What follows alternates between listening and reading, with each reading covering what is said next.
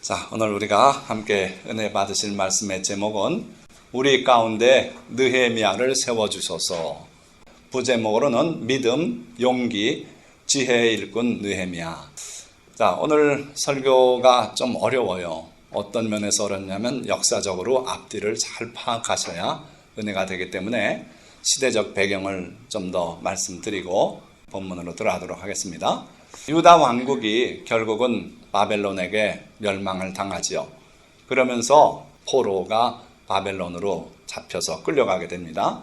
구체적인 연대를 보면은 1차 포로가 기원전 605년, 2차 포로가 597년, 그리고 이제 3차 포로가 제일 많은 포로가 잡혀갔는데 이게 586년.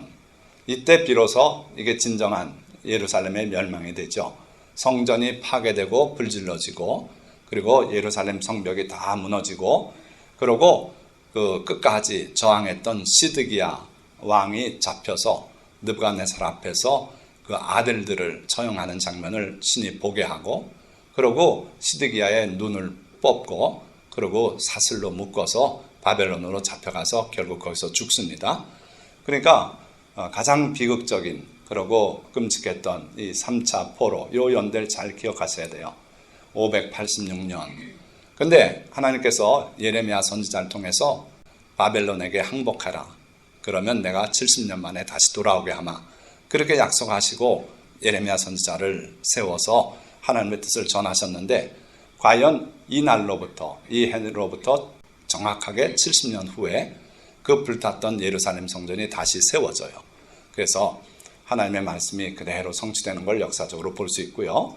그 다음에 다 잡혀가고 다 죽고 했는데 일부 남았던 사람들이 또다시 세력을 형성하면서 예레미야 선지자를 잡아서 끌고 가고 막 이럴 때 또다시 바벨론의 공격이 있어서 많지 않은 사람이 이제 4차 포로로 잡혀가고 유대는 완전히 멸망하고 말죠. 자, 그랬던 유대 사람들이 바벨론의 포로로 잡혀가 있다가 다시 돌아오게 됩니다. 이 귀환도 1차, 2차, 3차 귀환이 있게 되는데 1차 귀환이 에스라 1장 1절에서 4절에 잘 소개가 되어 있는데 바사왕 고레스 원년에 이렇게 나와요. 자, 잡혀갈 때는 바벨론 제국이었는데 그 바벨론 제국이 또 멸망합니다. 하나님께서 자기 백성을 치는 막대로 사용했지만 그들이 너무 잔인했어요. 그래서 하나님께서 그 제국을 멸망시키고 이어서 거기서 페르시아, 바사라는 게 이제 우리말 식으로 하면 요즘 식으로 하면 페르시아죠. 그래서 페르시아 왕 고레스 1년 즉위하던 해에 그가 하나님의 은혜를 체험하고 유대 민족은 다 돌아가라고 이렇게 했어요. 이게 538년이고 그때 수룹바벨이 중독이 돼서 돌아와가지고 제2성전, 그러니까 첫 번째 성전은 솔로몬 때 지었던 성전이고 그건 다 없어졌고 그 터에다가 두 번째 성전을 준공하는데 이게 이제 516년 이때가 이제 다리오 파사 다리오 왕 때 그렇게 됐고 그러고 요 연도를 아까 말씀드린 3차 포로하고 비교해보면 이게 정확히 70년이에요. 그래서 하나님의 성전이 불타고 다시 그 성전이 중건될 때까지가 70년. 그러니까 포로기가 70년이 아니라 성전을 중심으로 하나님은 연도를 그렇게 세우신 것 같아요. 자, 그리고 2차 귀환이 에스라서 7장 7절에서 9절을 보면 바사왕 아닥사스다 7년에 2차 귀환이 있었던 걸 잘 소개하고 있어요. 이 아닥사스다가 느헤미야서에 나오는 그 왕입니다. 7년에 또 2차 귀환이 있었는데 이때는 에스라 학사가 인도에서 돌아왔고 예루살렘 성을 중건을 하기 위해서 시도했어요. 그런데 유감스럽게도 이때 주변에 여러 다른 민족들이 또는 저기 이 민족인데 이주시켜서 사마리아에 살고 있었던 그 사람들이 모함을 해가지고 결국은 중단이 됐어요. 그리고 이제 오늘 우리가 보게 되는 느헤미야가 3차 귀환을 하게 돼요. 그렇게 해서 바사왕 아닥사스다 20년에 결국은 예루살렘 성을 완전히 재건해요. 이게 445년에 이루어진 일입니다. 뭐 연도 기억하기 어려우시겠지만 어쨌든 유다 왕국이 멸망할 때도 여러 차례 또 잡혀가고 또 한 거 하고 또 잡혀가고 이러면서 4차례에 걸쳐서 멸망을 했고, 그리고 돌아올 때도 3차 귀환이 있었는데, 오늘 우리가 보는 것은 이 3번째 귀환, 느헤미야의 인솔로 돌아왔던 그 일을 살펴보면서 느헤미야가 어떤 사람이었고 또 우리는 어떻게 살아야겠는가, 이런 은혜를 받고자 하는 겁니다. 자, 오늘 본문 말씀 보니까 하가랴의 아들 느헤미야의 말이라. 아닥사스다 왕 제20년 기슬루월에 내가 수상궁에 있는데, 거기서 느헤미야가 정부의 하나의 관료로서 일을 하고 있었어요. 그리고 그 시점은 아닥사스다 왕 제20년이고 월은 기슬루월 그랬어요. 9월 내지 10월에 해당하고 이 사람들로서는 7월이에요. 그래서 7월 달 이스라엘 원력, 유대민족의 원력 7월 달에 그때 수상궁에 있었을 때 일이 벌어졌어요. 그리고 아닥사스다 왕은 아주 유명한 왕인데, 그가 다스렸던 제국의 영토 범위를 보면 이 그리스까지 해가지고 아프리카, 이집트 영역까지, 그리고 인도, 바로 이 서쪽이죠. 이렇게 해서 이 넓은 제국을 다스리는 그러한 황제였다. 그때에 무슨 일이 벌어졌냐면, 내 형제들 가운데 하나인 하나니가 두어 사람과 함께 유다에서 내게 이를 얻기로, 내가 그 사로잡힘을 면하고 남아있는 유다와 예루살렘 사람들의 형편을 물은즉. 자, 여기서 우리가 추정할 수 있는 것은 느헤미야는 아마도 이 수산에서 태어났든지 바벨론에서 태어난 사람이에요. 포로기가 지금 70년이 다 지나갔고, 그러고 또 세월이 한참 흐른 후입니다. 그러니까 쉽게 말하면 저 미국 뉴욕에 태어나서 거기서 영어 쓰면서 자란 우리 교포와 같은 그런 실정이에요. 그런데도 이 느헤미야가 자기의 본고장 예루살렘 유대 지방에 대한 관심이 깊었어요. 그래서 그 지방에서 돌아온 자기 형제 하나니에게 그 지방 사람들이 어떻게 살고 있는지를 물었어요. 이것 자체가 지금 놀라운 겁니다. 이제 페르시아의 한 관리로서 평안한 삶을 살고 있는데 자기 고향 소식을 물어봤어요. 그랬는데 그들이 내게 이르되 사로잡힘을 면하고 남아있는 자들이 그 지방 거기에서 큰 환난을 당하고 능욕을 받으며, 이건 부끄러움을 당한다는 겁니다. 예루살렘 성은 허물어지고 성문들은 불탔다. 이거는 처음에 잡혀갈 때, 그러니까 3차 포로 잡혀갈 때 일어난 일을 묘사하는 거라고도 볼 수 있고, 그 후에 성을 재건하려고 시도했는데 결국은 중단시켰고, 그러고 그게 또 그나마 불타버렸다, 이렇게 볼 수도 있어요. 그러니까 어떤 상황이든지 현재 유대 지방 또 예루살렘 그 지역이 황폐화됐고, 거기에 일부 있는 유대민족들은 다른 이민족들에게 눌려서 부끄러움 당하고 그러고 살고 있더라는 거예요. 그 소식을 듣고는 그냥 내가 어쩌겠느냐 하고 그러고선 아쉬움을 표하고 말았어도 상관없을 거예요. 그런데 느헤미야는 이 말을 듣고 앉아서 울고 수일 동안 슬퍼하며, 그리고 하늘의 하나님 앞에 금식하며 기도하여, 어린애도 아닌데 그 소리를 듣고서는 주저앉았어요. 그러고 거기서 눈물을 흘리고 울고, 하루도 아니고 수일 동안 슬퍼하며, 이게 다 같이 이루어지는 행동들이에요. 그러면서 울고 또 울고 며칠을 울고 있었어요. 그러고 이어서 하늘의 하나님 앞에 금식하며 기도하여, 하나님 앞에 기도해야겠다, 내가 지금 이러고 있을 때가 아니다 생각하고 하나님 앞에 기도하기 시작했어요. 금식하면서 온전히 하나님 앞에 기도하기 시작했어요. 자, 우리에게도 이런 마음이 있는가 한번 생각해 볼 필요가 있어요. 며칠 전에 이제 만나러 갑니다, 저희 TBC에서 하는 그런 프로가 있어요. 어쩌다 이제 채널을 돌리다 또 이걸 만나서 보게 됐는데, 이날은 특별한 증언이 있었어요.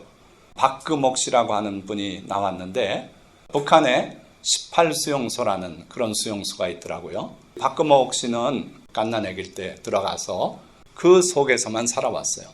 24세가 되도록 수용소에 살다가 탈출해서 결국 우리 대한민국 품에 안겼는데, 한 번 들어가면 거기서 죽도록 사는 곳이랍니다. 왜 그러냐면 그 수용소 생활이 너무 비참해가지고 그 내부 사정을 밖에 알리길 원치 않는 거예요. 북한 정권이.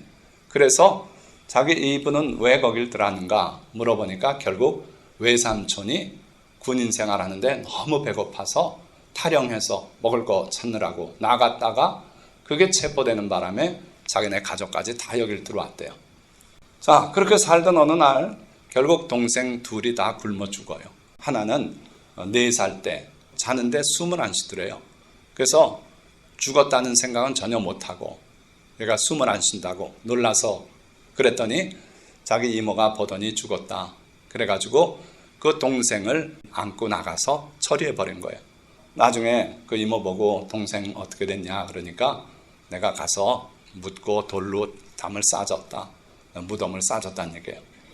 그래서 이 박금옥 씨는 돌이 쌓여 있는 거 보면 내 동생 저기 있지 않나 해가지고 그냥 그 돌무덤만 보면 자기 동생 그 안에 있지 않나고 이러고 마음 아파하고 그랬다고 하더라고요.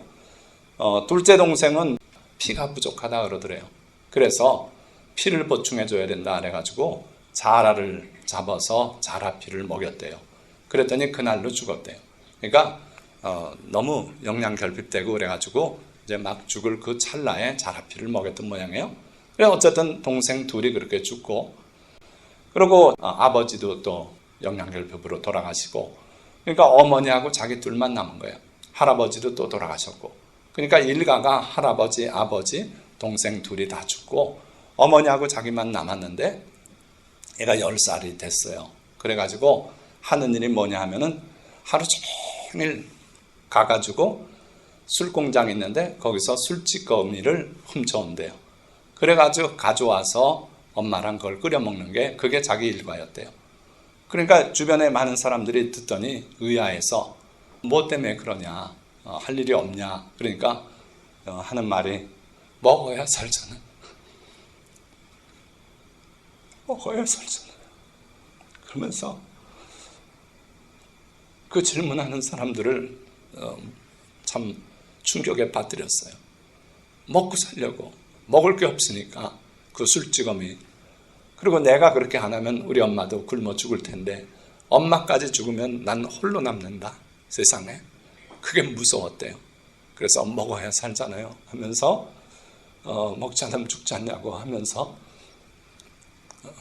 참 어떤 울음을 터뜨리더라고요. 듣는 동안 다 울고 저도 그냥은 못 보겠더라고요.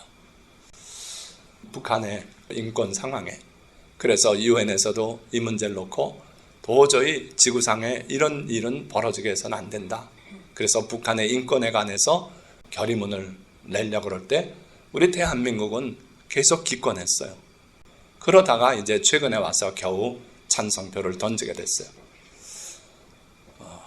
북한의 실상을 정확히 알고 그 실상을 타개할 수 있는 그런 쪽으로 가지 않으면 하나님 앞에 우리가 이 죄를 어떻게 감당합니까? 사람들이 이렇게 죽어가는데 그런데 그걸 나는 몰라라 하고 여기서 그냥 호화생활 누리고 배불리 먹고 즐기고 이러고 살면은 이게 하나님 앞에 우리의 죄다 이거예요.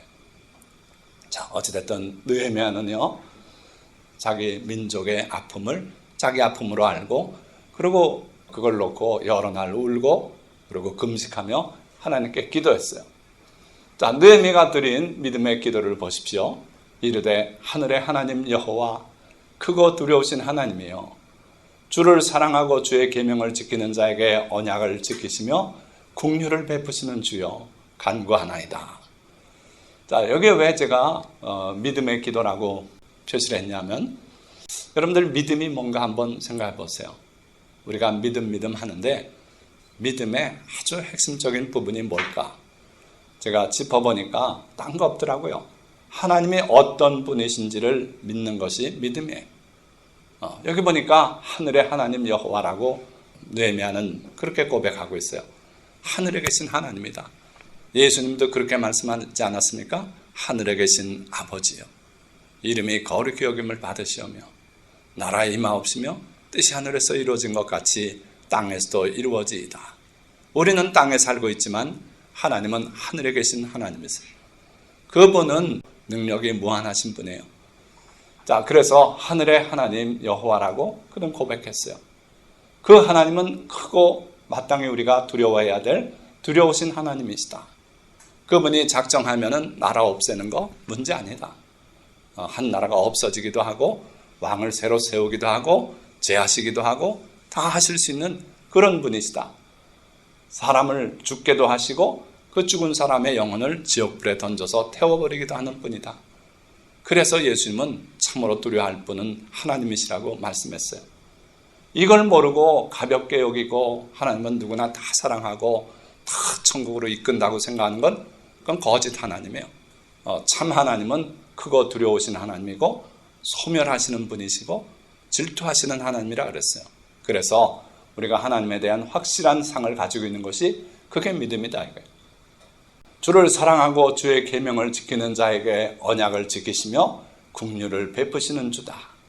우리 하나님은요, 헤세드 사랑, 여기 헤세드에게 긍휼이 사랑이라고 인애라고 또는 영어로는 loving kindness라고 번역이 되는데 독특한 사랑이기 때문에 그래요. 예, 하나님의 헤세드 사랑 뭐냐 하면요, 아주 제한적인 사랑이에요. 모든 사람을 다 사랑한다?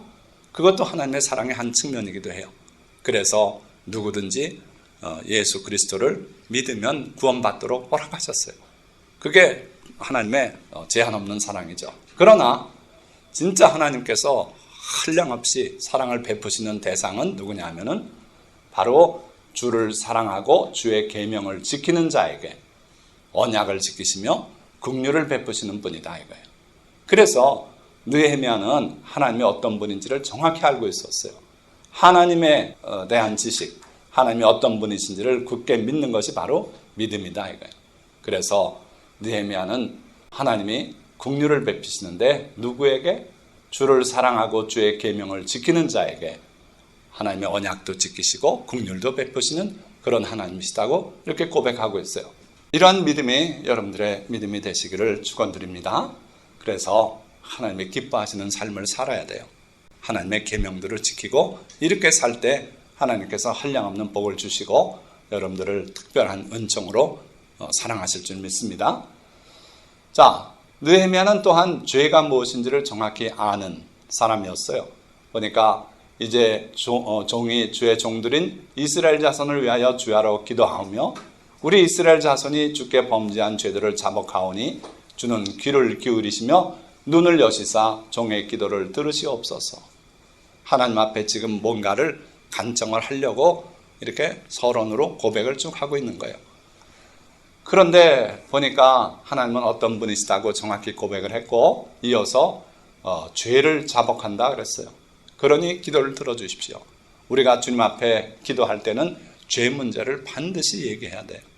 죄 문제 언급하지 않는 기도는 기둥이 하나가 빠진 기도예요. 그래서 예수님도 우리가 우리의 죄를 사하여 준 것처럼 우리 죄를 사하여 주옵소서. 죄를 사해달라는 기도를 주님은 우리에게 가르쳤어요. 그래서 죄를 자복하고 그러고 죄를 사해달라고 하는 그 내용이 있지 않는 것은 그건 잘못된 기도다 이거죠. 자, 그러면서 나와 내 아버지의 집이 범죄하였습니다. 주를 향하여 크게 악을 행하였습니다. 주께서 주의 종 모세에게 명령하신 계명과 율례와 규례를 지키지 아니하였습니다. 자, 여기서 범죄나 또는 악이나 이게 뭔지를 정확히 말하고 있어요. 범죄했다고 하는데 죄 지었다 그러는데 너 무슨 죄 졌냐? 그럼 글쎄요, 내가 무슨 죄를 졌죠? 그런다면은 이건 참 한심한 일이에요. 죄인이라고 교회에서 자꾸 말하고 모든 사람이 죄인이라 그러니까 그런가 보다 하고 믿는 것 가지고는 안 돼요. 뭐가 죄인 줄을 알아야 된다 이거예요. 그래서 내 아버지 집이 범죄했습니다. 그들이 크게 악을 행했습니다. 죄를 짓고 악을 행했는데 결국 그게 뭔가 보니까 주께서 주의 종 모세에게 명령하신 계명과 율례와 규례를 지키지 아니하였습니다.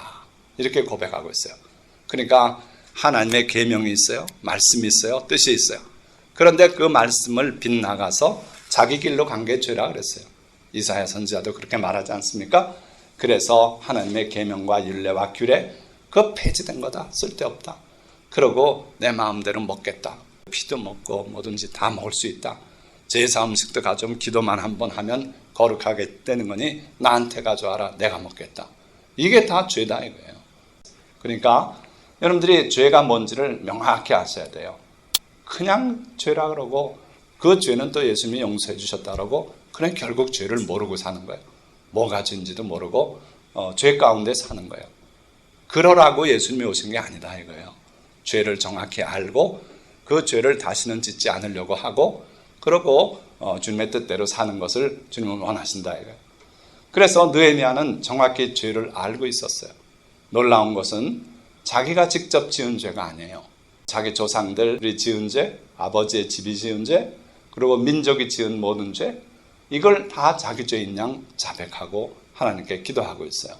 그래서 여러분들이 나라와 민족을 위해서 우리 기도하자고 제가 주보에 자꾸 심심찮게 올리지 않습니까? 그 기도할 때 우리 민족의 죄를 내 죄인 양 여러분들이 알고 기도할 줄 알아야 돼요. 그래야 그게 의미 있는 기도가 돼요. 우리의 죄를 주님 앞에 자백하고 그러고 기도하자 이거예요. 죄의 담을 헐지 않으면 우리의 기도는 하나님께 상달되지 않아요. 내가 귀가 둔해서 못 듣는 줄 아냐? 내가 손이 짧아서 너를 건져주지 못하는 줄 아냐? 죄가 너와 나 사이에 담이 되어 있다고 하나님 말씀했어요. 그래서 이 죄의 문제를 해결해야 돼요. 그리고 민족이 죄를 지어서 주님의 심판 속에 들어간 것 같으면 내가 뛰어들어서 민족의 죄를 내 죄인 양 하나님께 고백해야 돼요. 신기하게도 하나님은 의인이 민족이 지은 죄를 자기 죄인 양 고백할 때 그걸 들으시고 사하시 주시는 분이에요. 참 신기해요. 그거는. 그래서 다니엘의 기도도 그랬고 오늘 느헤미야 기도도 그래요. 다니엘도 주님 앞에 민족의 죄를 자기 죄인 양 그렇게 고백했어요. 여러분들이 우리 민족이 뭘 잘못했는지 잘 둘러보시고 그 죄를 내 죄인 양 하나님 앞에 고백하는 그러한 인물이 되시길 축원드립니다. 느헤미야가 그런 사람이었어요. 요한 사도는 이렇게 말합니다. 만일 우리가 우리 죄를 자백하면 그는 미쁘시고 의로우사 우리 죄를 사하시며 우리를 모든 불의에서 깨끗하게 하실 것이요. 만일 우리가 범죄하지 아니하였다 하면 하나님을 거짓말하는 이로 만드는 것이니 또한 그의 말씀이 우리 속에 있지 아니하니라. 우리가 죄진 게 뭐 있습니까? 그렇게 생각하고 그렇게 기도한다면 그 기도는 하나님 앞에 가증한 기도가 돼요. 그래서 우리가 우리 죄를 자백할 필요가 있어요. 입으로 고백할 필요 있어요. 되돌아보면 너무도 죄가 많아요. 그래서 돌이켜보고 내가 젊었을 때 이렇게 부모님께 거역한 일이 기억납니다. 주여 용서해 주십시오. 예수님의 보혈로 용서해 주십시오. 이 민족이 주님의 그 많은 축복을 받고 나서 이렇게 하나님을 떠나고 죄를 지었습니다. 우리의 죄입니다. 용서해 주십시오. 이렇게 고백할 줄 알아야 돼요. 그럴 때 하나님께서 우리의 고백을 들으시고 우리를 깨끗하게 하실 것이다 그랬어요. 만약에 죄 없는 걸로 알고 그렇게 뻔뻔하게 살면은 결국은 하나님을 거짓말쟁이로 만드는 것이다. 하나님은 죄가 있다 그러시니까. 그래서 우리가 주님 앞에 죄를 잘 살펴서 고백할 줄 알아야 된다 하는 거예요. 자, 이제 느헤미야가 또 기도를 합니다. 옛적에 주께서 주의 종 모세에게 명령하여 이르시되 만일 너희가 범죄하면 내가 너희를 여러 나라 가운데 흩을 것이요 만일 내게로 돌아와 내 계명을 지켜 행하면 너희 쫓긴 자가 하늘 끝에 있을지라도 내가 거기서부터 그들을 모아 내 이름을 두려고 택한 곳에 돌아오게 하리라 하신 말씀을 이제 청하건대 기억하옵소서. 자, 하나님께서 모세를 통해서 신명기에 분명하게 말씀했어요. 너희가 이 계명대로 살지 않고 우상을 섬기고 다른 신을 두고 그리고 내 규례를 다 버리게 되면 내가 너희를 온 세계 만방에 흩어버릴 것이다. 그러나 너희가 회개하고 내게 돌아와서 이건 영적으로 돌아오는 거예요. 하나님 앞에 회개하고 돌아와서 계명을 지켜 행하면 너희 쫓긴 자가 하늘 끝에 있을지라도 내가 거기서부터 그들을 모아 내 이름을 두려고 택한 곳에 예루살렘으로 돌아오게 하리라. 하나님의 약속이에요. 자, 그 말씀을 의지해서 지금 느헤미야가 마지막 남은 사람도 돌아갈 수 있게 해달라고 기도하고 있는 거예요. 자, 우리 하나님은 그래서 크고 두려우신 하나님이에요. 약속하신 대로 그걸 이루시는 하나님이에요. 흩어버리기도 하시고 다시 모으기도 하세요. 이걸 하나님께서 역사 중에 2번을 이루시지 않았습니까? 이때도 그랬고, 그리고 1940년대, 50년대에 걸쳐서 이 팔레스타인으로 유태민족들이 돌아온 일을 여러분들이 아실 거예요. 자, 느헤미야 기도가 이거예요. 이들은 주께서 일찍이 큰 권능과 강한 손으로 구속하신 주의 종들이요 주의 백성이니이다. 관계 속에서 지금 기도하고 있어요. 예수님도 우리에게 기도문을 가르치실 때 하늘에 계신 우리 아버지요, 이 기도로 시작하라 그랬어요. 하나님과 우리의 관계가 이렇다는 거예요. 그분은 우리 아버지시고 우리는 그분의 자녀입니다. 이 관계 속에 있기 때문에 기도가 되는 거예요. 그렇지 않으면 탄식에 불과해요. 자, 그래서 느헤미야의 기도는 이들은 주께서 일찍이 큰 권능과 강한 손으로 구속하신 주의 종들이고 주의 백성입니다. 주님하고의 관계를 지금 다시 주장하는 거예요. 우리는 주님의 종입니다. 주의 백성입니다. 그러니 우리를 보살펴 달라는 그런 기도예요. 그래서 여러분들이 어떤 기도를 드리든지 꼭 이 관계 속에서 주장하시고 기도하시기 바랍니다. 1960년대 신유 집회하던 분, 그분 얘기 제가 많이 드렸죠. 가면 기도하면 방언들 받고 막 그냥 입신도 하고 천국도 갔다 왔다 하고, 그러고 암 환자가 의사가 배째 냈다가 집으로 돌아가서 맛있는 거 먹고 돌아가시라고 내놓은 사람이 거기서 고침받고 먹고, 이런 놀라운 현상들이 거기 있었어요. 그런데 그분이 어떻게 해서 그 안진병이었다가 일어나게 됐냐면, 어떤 분이 딴 말 하지 말고 아버지, 딸 아닙니까? 그 기도만 하라고. 그래가지고 이분이 계속 그렇게 하나님께 기도했대요. 제가 하나님 딸 아닙니까? 관계 기도예요. 그래서 그렇게 부르짖었더니 능력 있는 목사님이 와서 기도해 준 것도 아니고, 그렇게 해서 나아가지고 성령이 임하면서 권세를 받고 그렇게 병자들을 고치고 그랬어요. 그러니까 여러분들 기억하십시오. 하나님과 나 사이의 관계가 무엇인지. 뭡니까? 하나님은 우리 아버지시고 우리는 그분의 자녀다 이거예요. 누구든지 그를 영접하는 자는 하나님의 자녀가 되는 권세를 주셨다 그랬고, 그렇게 돼 있어요. 그러니까 여러분들이 영적으로 하나님의 자녀예요. 그러니까 기도할 때 딴 거 내려놓으시고 아버지, 아들 아닙니까? 이번 이 일을 도와주십시오 하고 하나님의 영광을 위해서 관계 속에서 기도하시기 바랍니다. 자, 그리고 느헤미야는 아주 구체적으로 기도했어요. 보니까 주여 구하오니 귀를 기울이사 주의 종의 기도와 주의 이름을 경외하기를 기뻐하는 종들의 기도를 들으시고 오늘 종이 형통하여 이 사람 앞에서 은혜를 입게 하옵소서. 이게 무슨 얘기일까요? 이 사람은 누굴까요? 아닥사스다 왕이에요. 지금 이 느헤미야가 뭐 하는 사람이라고요? 술관원입니다. 아닥사스다 왕에게 술을 올리는 그런 일을 맡았던 관원이에요. 자, 그래서 그 아닥사스다 왕 앞에서 은혜를 입게 하옵소서 하였나니 그때 내가 왕의 술관원이 되었느니라.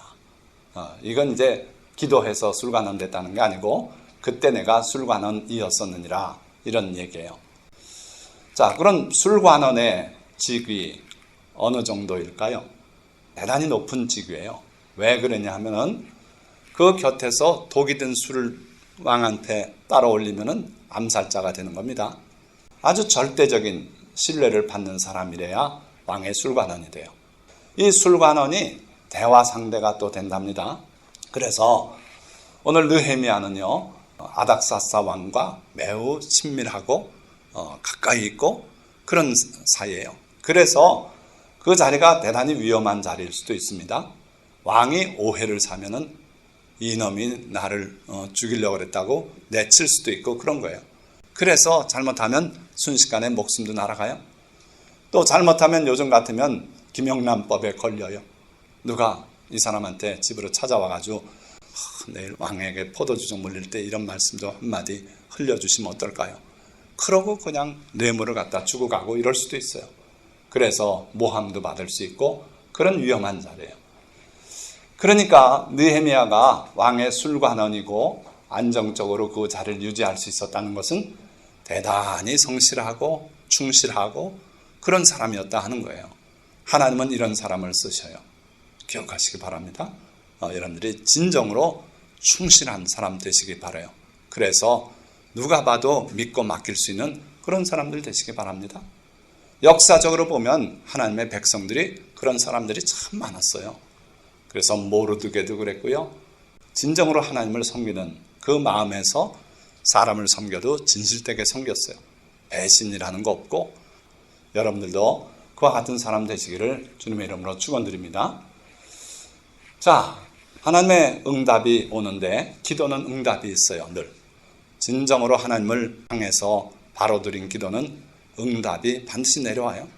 자, 언제 응답이 왔냐면 4달 후에 성경은 이렇게 말해요. 느헤미야 2장으로 갔어요.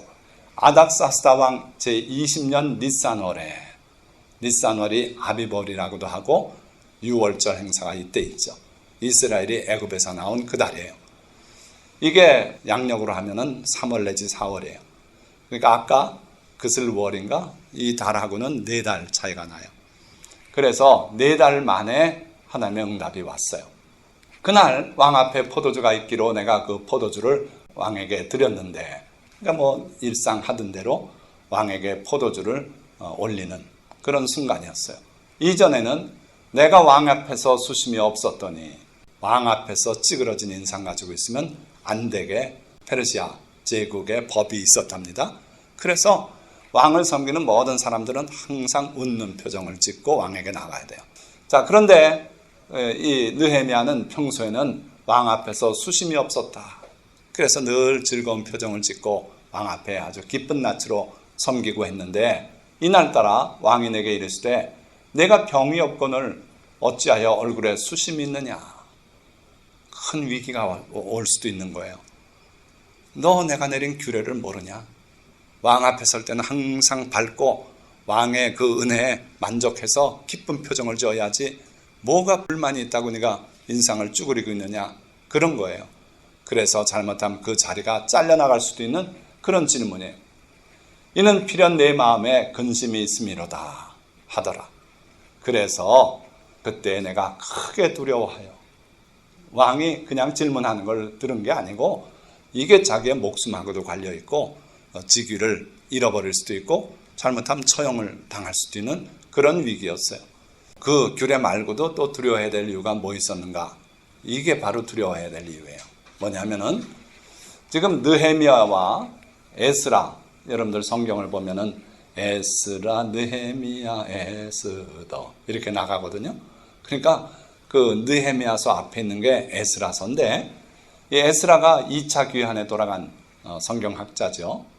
그런데 이 에스라서를 잘 보면은 바로 아닥사스다 왕이 예루살렘 성을 재건을 하지 못하게 조서를 내린 내용이 나와요. 자, 4장 17절부터 21절에 왕이 조서를 내리니 일러스되, 그 앞에 내용 생략하고, 이제 너희는 명령을 전하여 그 사람들에게, 유대민족에게 공사를 그치게 하여 그 성을 건축하지 못하게 하고 내가 다시 조서 내리기를 기다리라. 이런 조서를 내려보냈어요. 왜 그랬냐면 이스라엘 백성이 성벽을 재건을 시작했는데 산발랏, 도비야, 게셈 이런 사람들이 중심이 돼서 성벽 쌓는 걸 회망을 했어요. 그래가지고 아닥사스다 왕에게 항소를 올린 거예요. 그래가지고 아닥사스다 왕이 역사적인 기록물들을 다 살펴보게 해가지고 결론 내린 게 너희 말이 맞다. 이 유대민족이 이전에 거기에 큰 왕들이 있어서 그래가지고 주변 나라까지 다 통치하면서 우리하고는 대치한 적도 있고, 그래서 성벽도 무너지게 됐고, 그러니 성벽 쌓는 거 금지하라. 이렇게 조서가 내렸어요.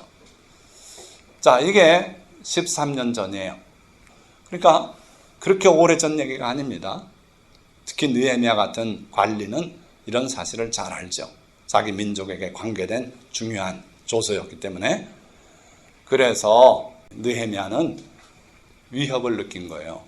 지금 자기가 왕에게 말씀을 못 드리고 마음속에 간직하고 있는 게 그 예루살렘 성을 재건해야겠다는 그런 꿈이었어요.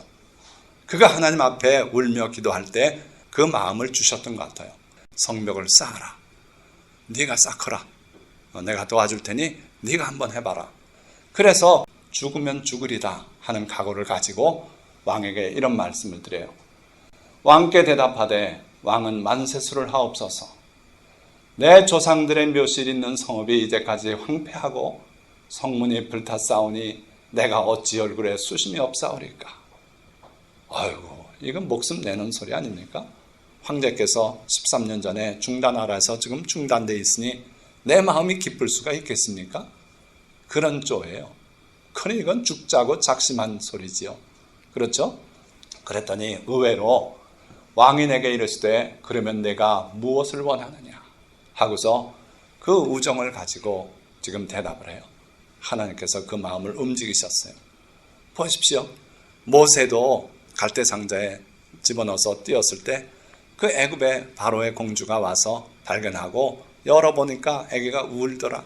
그걸 보고 불쌍히 여겨서 그 아기를 히브리 아기구나 하고서 데려들어와서 기르지 않습니까? 하나님은 참 절묘한 순간에 역사하시는 분이에요. 그래서 아닥사스다 왕의 마음이 이렇게 기울어지면 이는 목을 쳐라 할 수 있는데 일로 기울어졌어요. 그래서 이렇게 충실한 신하가 이렇게 근심하고 슬퍼하는 거 보니 내가 좀 한번 은혜를 베풀어야겠다. 아까 느헤미야가 기도한 내용이 뭡니까? 이 사람 앞에 은총을 입게 해주십시오. 하나님께 그렇게 기도했잖아요. 기도한 대로 하나님이 들으셔요. 그래서 아닥사스다 왕에게 은총을 입게 내가 해주마 해가지고 그러면 내가 무엇을 원하느냐. 참 엄청난 대답이 나왔어요. 그때 느헤미야 행동을 보세요. 내가 곧 하늘의 하나님께 묵도하고, 우리 번역자가 묵도하고라고 그렇게 애매하게 번역했어요. 그런데 그게 아니에요. 잠깐만요. 죄송합니다. 하고서 뒤돌아서 기도를 했어요. 여호와 하나님이시여. 이렇게 기도를 한참 하고 그러고 왕에게 다시 말을 이었어요. 그 왕이 얼마나 놀라지 않았겠어요? 저놈 자식 어디다 대고 돌아서서 쭝을 대고 그러고 기도하냐. 내보내라. 그럴 수 있는데 느헤미야는 하나님을 향해서 기도했어요. 목도가 아니에요. 기도했어요. 기도의 사람이에요. 그러니까 마음의 충격을 입어도 기도했고 그리고 좋은 기회가 왔을 때도 용기를 달라고 하나님 앞에 기도했고 하나님께 지혜를 구하는 기도를 했을 거예요. 자, 그래서 왕에게 말하기를 왕이 만일 좋게 여기시고 종이 왕의 목전에서 은혜를 얻어 싸우면 그동안에 아닥사스다 왕께서 저에게 보여주신 그 친절과 이것이 진정 은총이었다면 그렇다면 제가 구합니다 하면서 이런 요청을 하는 거예요. 나를 유다 땅 나의 조상들의 묘실 있는 성읍에 보내어 그 성을 건축하게 하옵소서. 야, 그 성 건축하면 큰일 나니까 건축을 중단시키라고 그렇게 조서를 내렸는데 감히 그 성을 건축하겠대요. 그러니까 진짜 죽으면 죽으리다 식의 요청을 하는 거예요. 자, 근데 여기 보니까 그때 왕후도 왕 곁에 앉아 있었더라.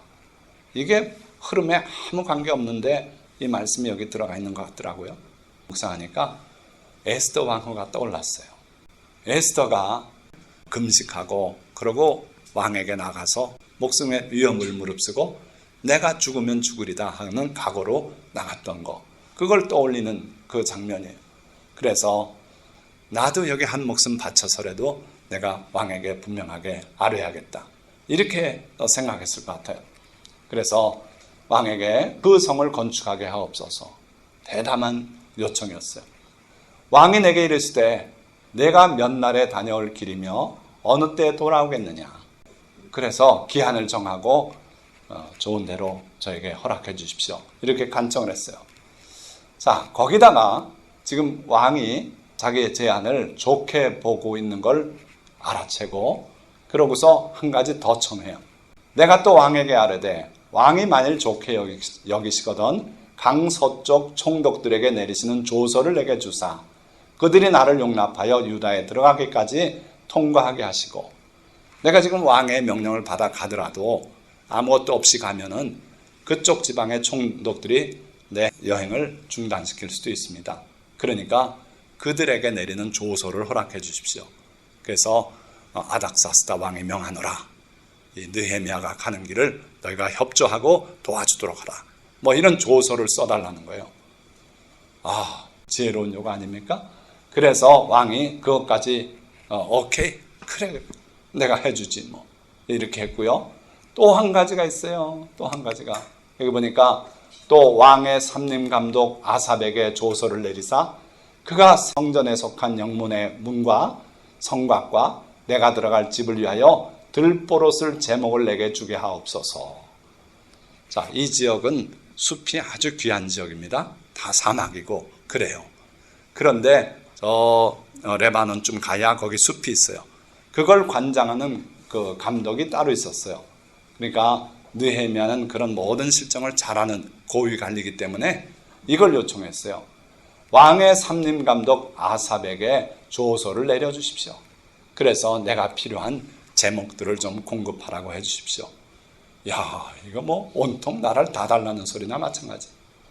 그래서 왕이 그것도 오케이, 그것도 해주마. 나는 너를 애굽 땅에서 인도하는 여호와 내 하나님이니 내 입을 크게 열라. 내가 채우리라. 하나님은 우리에게 이렇게 말씀하세요. 내가 내 하나님이다. 내 입을 넓게 열어라. 내가 채워주마. 우리 하나님은 어떤 분이시라고요? 우리가 입을 쫙 벌리면 어미새가 입 벌린 새끼새한테 먹이 물어다 먹이듯이 하나님이 우리 입을 채워주시겠다는 거예요. 그러니까 여러분들이 기도할 때는 큰 믿음을 가지고 그렇게 기도하시기 바랍니다. 너무 모든 일에 소극적으로 하지 마세요. 베링거 인게라임의 기회가 왔을 땐 아멘 하고 그걸 통해 좋은 기회가 될 줄 믿습니다. 그러고 입을 쫙 벌리면 그걸 먹게 되는 거예요. 그래서 모든 일에서 여러분들이 긍정적이고 하나님을 의지해서 하시기 바랍니다. 그래서 여러분들 생을 살면서 기회가 있을 때마다 탐욕이 아니라면 입을 넓게 여십시오.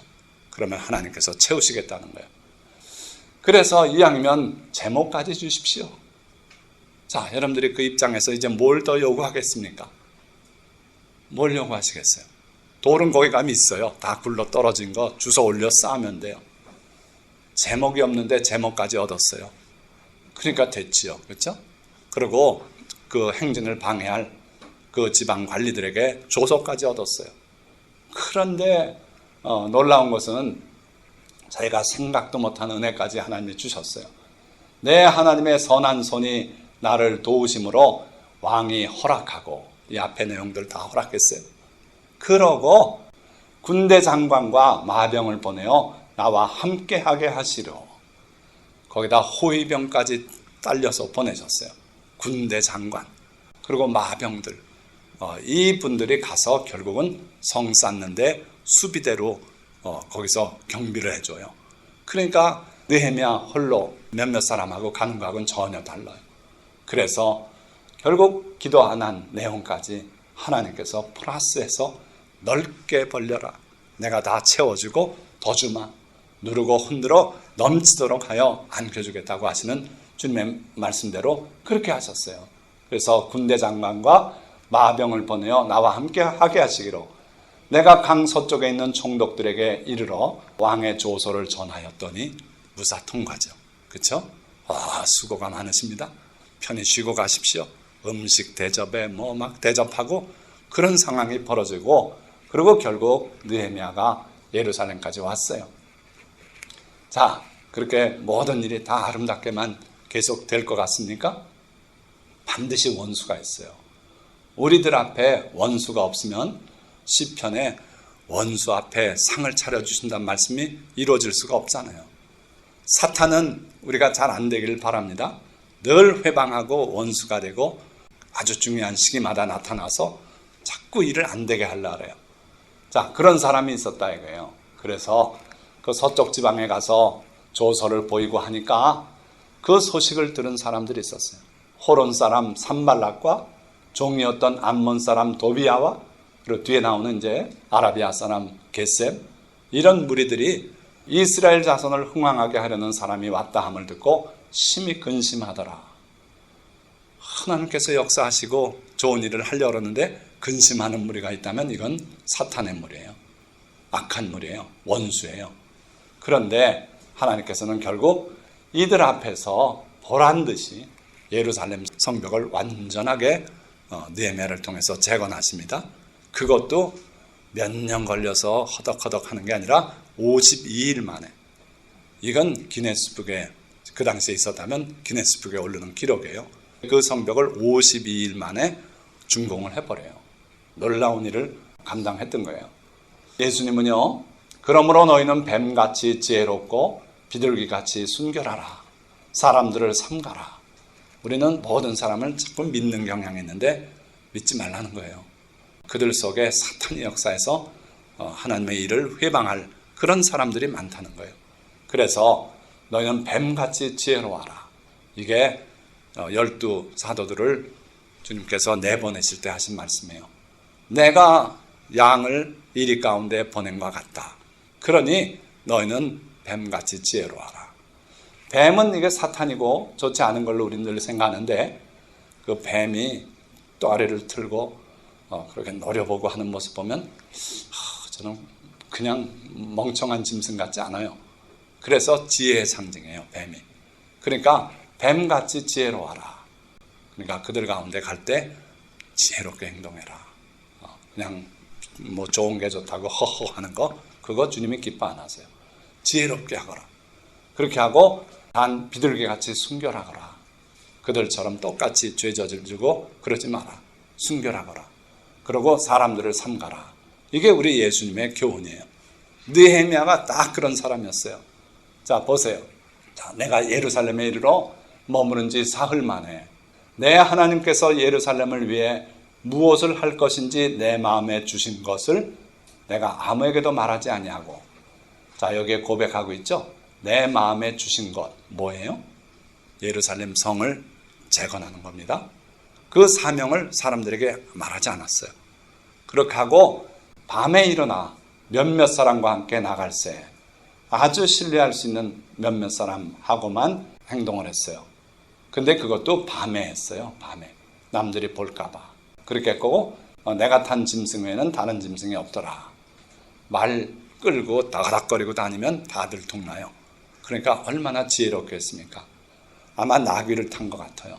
조용히. 다른 사람들은 그냥 발로 조용히. 그래서 밤에 순찰을 했어요. 뭘 했냐면 예루살렘 성벽이 어디가 어떻게 무너졌고 한 걸 다 돌았어요. 뺑 돌았어요. 자, 그러고 나서 후에 그들에게 이르기를 우리가 당한 공경은 너희도 보고 있는 바라. 예루살렘이 황폐하고 성문이 불탔으니 자, 예루살렘 성을 건축하여 다시 수치를 당하지 말자. 그러니까 느헤미야는요, 자기 마음속에 있었던 그 소망을 미리 말하지 않았어요. 잘 숨기고 그리고 밤에 순찰하고 그러고 나서 모든 계획이 다 선 다음에 그 사람들에게 말하는 거예요. 또 그들에게 하나님의 선한 손이 나를 도우신 일과 왕이 내게 이런 말씀을 전하였더니 그러고 수산성에서 있었던 일을 다 소상히 얘기하는 거예요. 이렇게 하나님께서 내게 선을 베풀어서 이 조서까지 다 줬고 그리고 제목도 공급돼서 오고 있고 그러면서 우리가 힘을 내서 이 일을 하자. 그렇게 말했어요. 그랬더니 그들의 말이 일어나 건축하자. 그럽시다. 우리 다 일어나서 성벽을 건축합시다. 하고 모두 힘을 내어 이 선한 일을 하려 하매. 그러니까 느헤미야는요, 지혜로운 사람이에요. 계획 다 세우고 그리고 신뢰할 수 있는 사람을 자기 주변에 모아놓고 그리고 이들에게 격려하면서 내게 하나님께서 이렇게 복 내려주셨다. 이제 제목도 올 것이고 다 준비되어 있으니 우리 힘만 내서 같이 하자. 그랬더니 백성들이 다 찬성하고 일어났어요. 자, 우리 민족도 이런 일꾼이 있어야 되지 않겠습니까? 말씀을 맺어보려고 합니다. 자, 느헤미야는 민족의 불행을 자기 불행으로 받아들여 울고 금식하며 밤낮으로 하나님께 기도드린 기도의 사람이었어요. 느헤미야는 민족의 죄를 자기 죄인 양 고백했고 하나님의 자비와 긍휼을 믿고 하나님의 약속의 말씀 위에서 하나님의 영광을 위해서 기도드렸어요. 죄가 무엇인지 알아야 돼요. 하나님의 말씀을 어기고 계명을 어기고 우리 마음대로 사는 게 죄라는 걸 알고 그걸 고백하고 그러고 세상 끝에 하늘 끝까지라도 쫓겨나간 자를 다시 모으시겠다는 하나님의 말씀을 믿고 그러고 기도했어요. 하나님은 느헤미야의 기도를 들으시고 왕의 마음을 움직여서 느헤미야에게 은총을 베풀게 하셨어요. 이게 또 느헤미야가 기도했던 구체적인 사항이기도 해요. 허공을 때리는 기도보다는 구체적인 내용이 있는 기도가 하나님 앞에 상달된다는 걸 또 기억하시기 바라요. 그래서 이 사람 앞에 은총을 얻게 해주십시오. 그렇게 기도했을 때 하나님께서 바로 아닥사스다 왕에게 은총을 입게 그렇게 하셨어요. 느헤미야는 하나님의 허락하신 기회를 붙잡아 하나님의 나라를 위해 쓰임받는 귀한 일꾼이 되었어요. 기회가 왔을 때 두려움 속에서도 그래도 내가 죽더라도 이 간청을 해야겠다 해서 올년 그 간청이 다 수락됐어요. 거기다가 플러스 군대 장관과 마병까지 붙여서 그를 호위하게 했어요. 그러니까 여러분들도 하나님께서 어떤 기회를 허락하실 때는 두렵거나 소극적이 돼서 뒤로 물러가지 마십시오. 그걸 잡고 그리고 그 기회를 통해서 하나님께 영광을 돌리고 그런 성도님들 다 되시기를 주님의 이름으로 축원드립니다. 자, 그리고 이제 우리 대한민국도 느헤미야와 같은 지혜롭고 용감하며 기도하고 일하고 일하며 기도하는 일꾼이 필요해요. 사람의 생각으로만 하는 사람 말고 기도하는 일꾼. 그리고 또 허공에 뜨는 기도만 드리는 사람 말고 기도하며 지혜롭게 일하고 또 일하면서 기도하는 그런 기도의 일꾼이 우리 민족 위에 지도자로 세움받기를 위해서 여러분들이 기도해 주시기 바랍니다. 그리고 여러분 한 분 한 분이 다 느헤미야 같은 사람 되시기를 축원드려요. 그래서 어느 곳에 있든지 느헤미야 본을 여러분들이 기억하시고 그와 같이 승리하시기를 축원드립니다. 기도하겠습니다.